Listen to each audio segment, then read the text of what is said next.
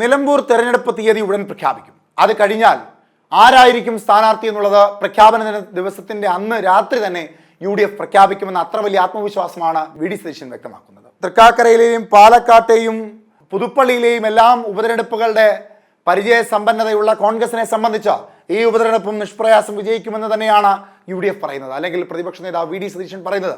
പക്ഷേ ഇവിടെ മറ്റൊരു പ്രധാനപ്പെട്ട കാര്യം, ഈ 3 നിയമസഭാ മണ്ഡലങ്ങളും കോൺഗ്രസിന്റെ കുത്തക മണ്ഡലങ്ങളായിരുന്നു.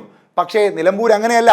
2016-ലും 2021-ലും ഇടതുപക്ഷം പിടിച്ചെടുത്ത മണ്ഡലം തന്നെയാണ്. പക്ഷേ ആ MLA UDF-നൊപ്പം നിൽക്കുന്നു എന്നുള്ളത് UDF-നെ സംബന്ധിച്ച് ഒരു വലിയ പ്രതീക്ഷയാണ്. ഇവിടെ സ്ഥാനാർത്ഥി ആരാകുമെന്ന ചോദ്യത്തിന് പ്രസക്തി ഏറെയായിരുന്നു. അവിടെ മലപ്പുറത്തിന്റെ DCC അധ്യക്ഷനായ VS ജോയി, പാർട്ടിയെ സംഘടനാപരമായി ശക്തിപ്പെടുത്തുന്ന VS ജോയി ആണോ? ഇനി അതല്ല, നിലമ്പൂരിൽ കാലങ്ങളായി തെരഞ്ഞെടുപ്പുകൾ മത്സരിച്ച് കാലങ്ങളായി ജനങ്ങൾക്കിടയിൽ സ്വാധീനമുണ്ടാക്കിയിട്ടുള്ള ആര്യാടൻ മുഹമ്മദിന്റെ മകനായ ആര്യാടൻ ഷൗക്കത്താണോ സ്ഥാനാർത്ഥി എന്ന ചോദ്യത്തിന് കൃത്യമായ മറുപടി നൽകുകയാണ് പ്രതിപക്ഷ നേതാവ് VD സതീശൻ. അദ്ദേഹത്തിന്റെ വാക്കുകൾ കേൾക്കാം. തീർച്ചയായിട്ടും നമ്മുടെ തെരഞ്ഞെടുപ്പിനുള്ള മുന്നൊരുക്കങ്ങൾ വളരെ നേരത്തെ തുടങ്ങിയതാണ്. അതെല്ലാം ഒന്ന് റിവ്യൂ ചെയ്യുന്നതിന് വേണ്ടിയിട്ടാണ് വന്നത്. നേരത്തെ വരണമെന്ന് കരുതിയതാണ്, പക്ഷെ പല പരിപാടികൾ കാരണം അങ്ങനെ മാറ്റിവെക്കപ്പെട്ടു പോയ പരിപാടിയാണ്. ഞാൻ പറഞ്ഞല്ലോ, ഏത് സമയത്ത് തെരഞ്ഞെടുപ്പ് പ്രഖ്യാപിച്ചാലും UDF നിലമ്പൂർ നിയോജകമണ്ഡലത്തിൽ തെരഞ്ഞെടുപ്പ് നേരിടുന്നതിന് സുസജ്ജമാണ്. ഞങ്ങൾ അതിനൊരു പ്രൊസീജിയറുണ്ട് കേരളത്തിലെ കോൺഗ്രസിന്.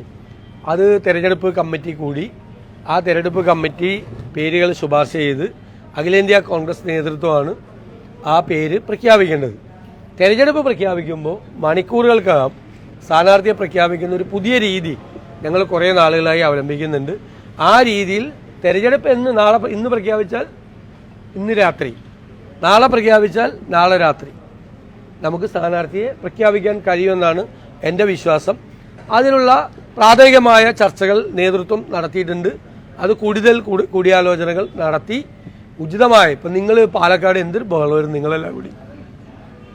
10 ദിവസം നമുക്ക് ഇരിക്കപ്പുറത്ത് തന്നിട്ടില്ല നിങ്ങൾ. എന്തൊരു വാർത്തയാണ് ഇപ്പം, എന്തൊരു വാർത്തയാണ് കുറേ ദിവസമായിട്ട്. എന്തെല്ലാം വാർത്തയാണ് കൊടുക്കുന്നത് എല്ലാവരും അല്ല കേട്ടോ. എന്തെല്ലാം ഒരു ദിവസം രാവിലെ ഒരു സ്ഥാനാർത്ഥിയുടെ പേര് കൊടുക്കും, എന്നിട്ട് പറയും ഉച്ചയ്ക്ക് പറയും അയാളുടെ ഭാരം കുറഞ്ഞു, തൂക്കം വേറെ ആൾക്ക് കൂടിയെന്ന് പറയും.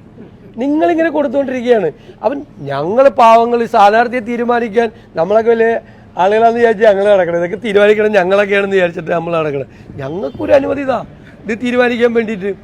ഇന്നലെ വേറൊരു വാർത്ത ഞാൻ കണ്ടു, ഡൽഹിയിൽ നിന്ന് അനുമതി കൊടുത്തു.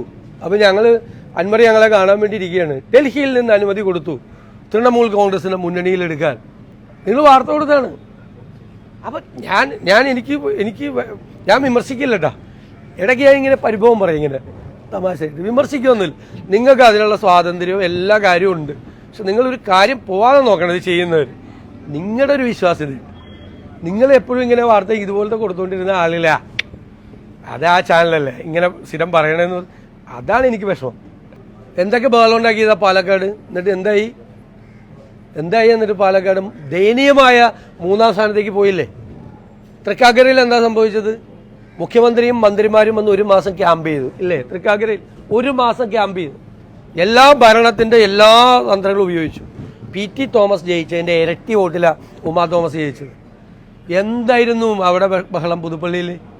ഉമ്മൻചാണ്ടിയെ പോലുള്ള പരിണതപ്രജ്ഞനായ ഒരു നേതാവ് ജയിച്ചതിന്റെ 4 ഇരട്ടി ഭൂരിപക്ഷത്തിലാണ് പുതുപ്പള്ളി ജയിച്ചത്.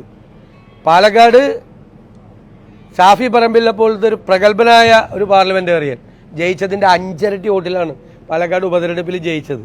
ഇന്ത്യയിൽ നിങ്ങളൊന്ന് ചെക്ക് ചെയ്ത് നോക്കിയോ, സാധാരണ ഉപതെരഞ്ഞെടുപ്പ് നടക്കുന്ന സ്ഥലത്ത് പ്രതിപക്ഷത്തിന്റെ സ്ഥിതി ദയനീയമാണ്. എല്ലായിടത്തും പ്രതിപക്ഷത്തിൽ ജയിക്കാൻ പറ്റാറില്ല. കേരളത്തിൽ അങ്ങനെയല്ല. അത് ഞങ്ങളുടെ മിടുക്കാന്ന് ഞങ്ങൾ പറയുന്നില്ല. ഈ സർക്കാരിനോടുള്ള ജനങ്ങളുടെ വെറുപ്പാണ് അതിലെല്ലാം പ്രതിഫലിക്കുന്നത്. ഭയങ്കര ദേഷ്യമാണ്.